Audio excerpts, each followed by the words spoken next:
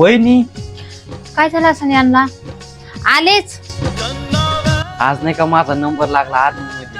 काय भैया, आज लय खुद दिसाला तू. बघा ना, एक दिवस आपलं नाव लय मोठं करणार आहेत हे. भैया, मग तुम्हाला कधी जायचं ड्युटीला? 15 दिवसानंतर. चला आता जेवण करून घ्या. वहिनी, काय झालं भैया? अचानक लय पोटामध्ये दुखायला लागलं.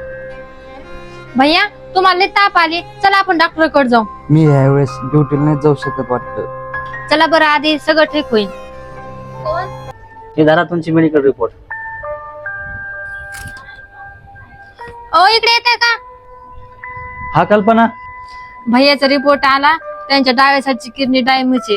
काय आणि डॉक्टरनं सांगितलं काय सांगितलं कल्पना? भैया आता कुठं जाणार नाही, त्यांना आरामाची गरज आहे. मग तू आता ड्युटीला जाऊ नाही शकत? कोण नाही जाणार? जाणार. माझ्या ओळखीचे असे एक डॉक्टर आहे की ते त्यांना लवकर नीट करतील, पण काय कल्पना? त्यांची फी लय जास्त आहे हो. तू त्याची चिंता करू नको. कपाटामध्ये पैसे ठेवलेत, लवकर घेऊन ये. माझ्याकडे बी काही पैसे जमा करून ठेवलेले, तर मी घेऊन येते.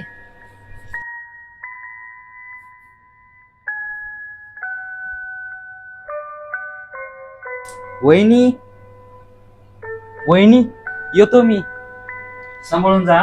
चांगलं राहा भैया. हा वहिनी, तुमचा आशीर्वाद आहे ना, चांगलंच राहणार.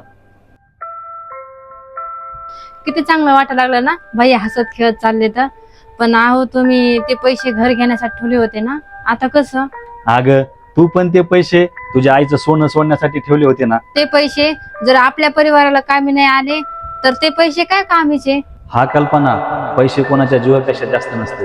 अपने तो अपने होते हैं.